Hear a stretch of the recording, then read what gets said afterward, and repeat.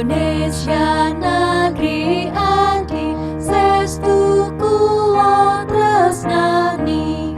Tanah utara tanah pusaka, paringing Allah Rama.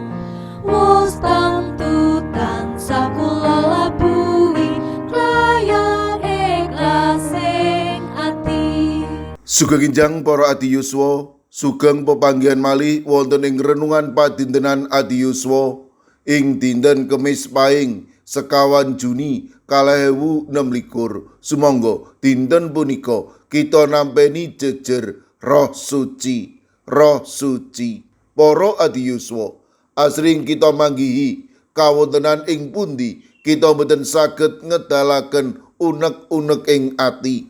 Pepalang lan tantanganing gesang saged dadosaken kita boten fokus dhateng tujuaning gesang lan kapitadosan.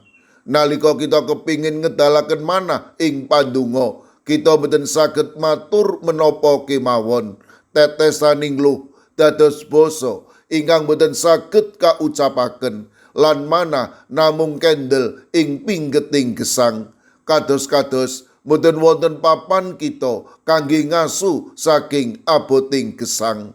Roma 8 ayat 26 ngendika, mangkono uga Sang Roh iya mbiyantu kita ing sakjroning kaapesan kita, awit kita padha ora sumurup apa kang sak beneri kita suwun ana ing pandonga, nanging Sang Roh piyambak kang ndedonga kanggo kita marang Gusti Allah kanthi pasambat kang ora kena winirasa.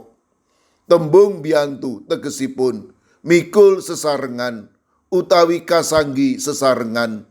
Cobi dipun penggalih, nalika kita nembe nyanggi momotan awrat, wonten kanca ingkang sumadya mikul sesarengan ing sisih sanes, tamtu momotan wau kraos enteng. Mekaten ugi Roh Suci nalika makarya. Roh Suci mboten ngeparengaken kita mikul piyambakan, malah kepara Rasul Paulus ngendika, Roh ugi ndongaaken kita dhateng Gusti sinarengan pasambat ingkang boten kaucapaken. Tegesipun wonten pandonga ingkang nglangkungi pitembunganipun manungsa. Roh Suci ingkang ngendikaaken isining manah kita, wonten raos sakit, ajrih, pengajeng-ajeng, malah kepara mangu-mangu. Para adi yuswa, ing satengahing jagat ingkang ruwet lan manah ingkang saya, Gusti ngutus Rohipun amri ngendika kanthi nengsemaken ing manah kita. Panjenenganipun punika Sang Gusti ingkang mitulungi, mangertosi, nuntun kita dhateng kersanipun Gusti. Sumangga kita tansah mbikak manah kita kangge Roh Suci ingkang makarya ing gesang kita. Ejarna Roh Suci ngebeki kita satemah gesang kita tinuntun lan dipun kuwaosi. Amin. Sumangga kita ndedonga. Matur nuwun Gusti, dinten punika paduka ngendika, bilih Roh Suci tansah makarya ing satata gesang kawula. Kawula pasrahaken para adi yuswa dalasan anak putu kawula ing pundi papan. Monggo paduka ingkang reksa, paduka ingkang mitulungi, paduka ugi ingkang tansah berkahi. Mirunggan kalau pasrahaken Bapak Sumarno GKJ Karangnongko ingkang dasak mangke nembe struk lan cuci darah. Kawula pitados paduka ugi saged ngginakaken menapa lan sinten kemawon matemah Bapak Sumarno ingkang nampi wetahing kesarasan peparing paduka. Mirunggan kalau pasrahaken Bapak Sujoko GKJ Bantul ingkang dasak mangke nembe nandang sakit batu ginjal lan karimat ing griya sakit Panembahan Senopati. Monggo Gusti paduka ingkang makarya matemah Bapak Sujoko GKJ Bantul menika ingkang nampi wetahing kesarasan. Kawula ugi masrahaken Ibu Lina warga GKJ Cawas ingkang dasak mangke sampun nampeni operasi gegayutan kalian kanker. Kawula pitados paduka ingkang tansah makarya matemah Ibu Lina GKJ Cawas menika ingkang dasak mangke terapi nampeni wetahing kesarasan peparing paduka. Mirunggan kala pasrahaken Ibu Sunarti warga GKJ Salaman ingkang wedal kala wingi nampi kacilakan kawula pitados paduka ugi badhe tansah paring kegiatan malah keporo bagas kesarasan ingkang wetah. Mirunggan kawula pasrahaken Eyang Sarwito GKJ Ngalian ingkang wedal sakmangke mondok ing griya sakit Tlogorejo. Monggo Gusti paduka ingkang makarya matemah Eyang Sarwito menika ingkang nampi wetahing kesarasan. Kawula ugi masrahaken Ibu Ratiningsih GKJ Ungaran sawetawis sedherek kawula ing GKJ Gondang Winangun.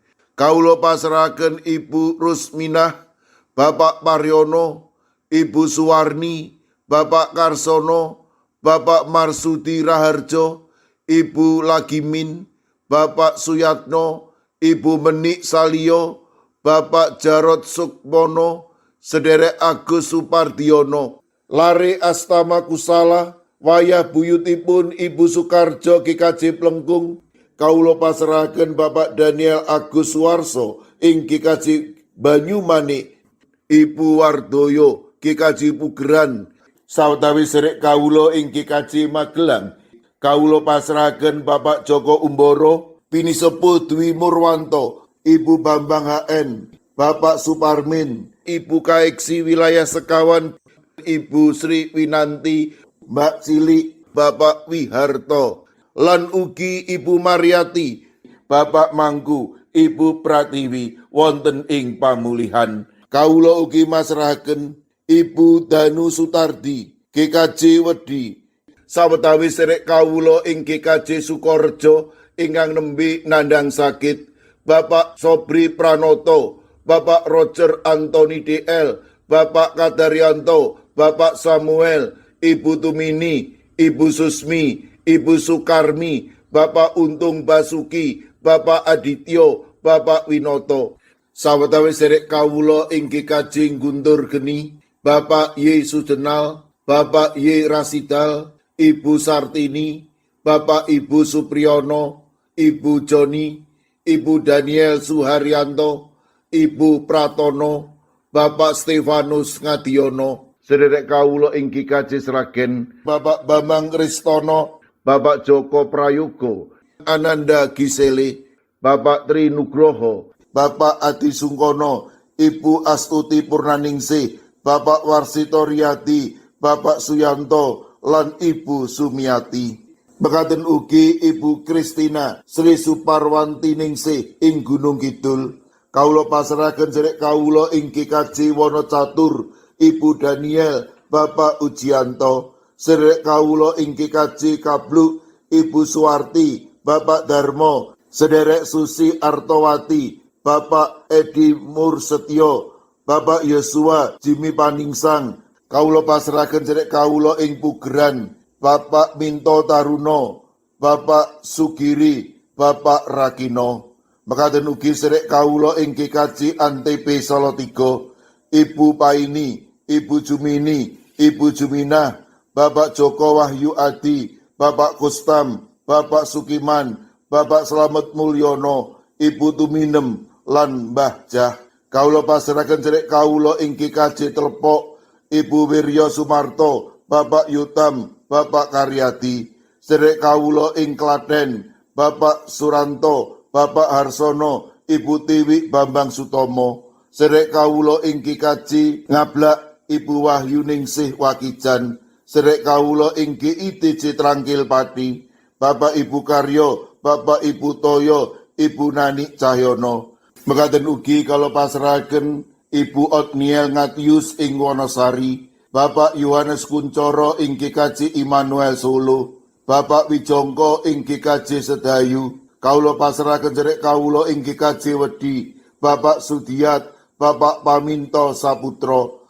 Ing GKJ Mijen kawula pasrahaken Ibu Purwaningsih Sunaryo, Ibu Elizabeth Indarwati, Bapak Moses Taji, Ibu Budiman Bultom. Ing GKJ Pamong Utomo Kalinegoro Magelang kawula pasrahaken Bapak Mardiono, Ibu Marsudi, lan Ibu Sri Widarti. Mekaten ugi kalau pasrahaken sederek Hesti ing Kikaji Wonocatur, Ibu Lilik Sutopo ing Kikaji Semarang Barat. Kawula pasrahaken sederek kawula ing Kikaji Ungaran, Ibu Ristiningsih, Ibu Dewi Teguh, Ibu Kristini Sunaryo, Ibu Suwartini Hadiono, Bapak Dwi Putro, Ibu Sugito, Bapak Sembiring, Ibu Surisno, Ibu Munarti, Bapak Ibu Tugiman. Kawula pasrahaken Bapak Yohanes Mudadi ing GKJ Tuban. Kawula pasrahaken sederek kawula ing GKJ Wonosobo, Bapak Yusuf Sunaryo.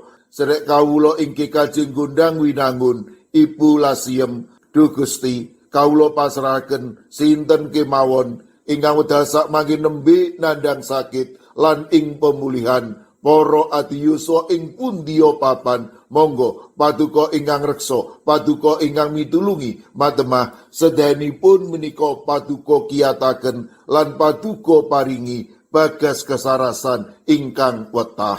Kawula pasrahaken sedaya pandonga pasambat kawula wonten ing asta paduka Gusti kawula Yesus Kristus. Amin. Sumangga para adiyuswa kita tutup pepanggihan kita renungan padintenan Adi Yuswa kanthi ngrepekaken kidung. Sumangga.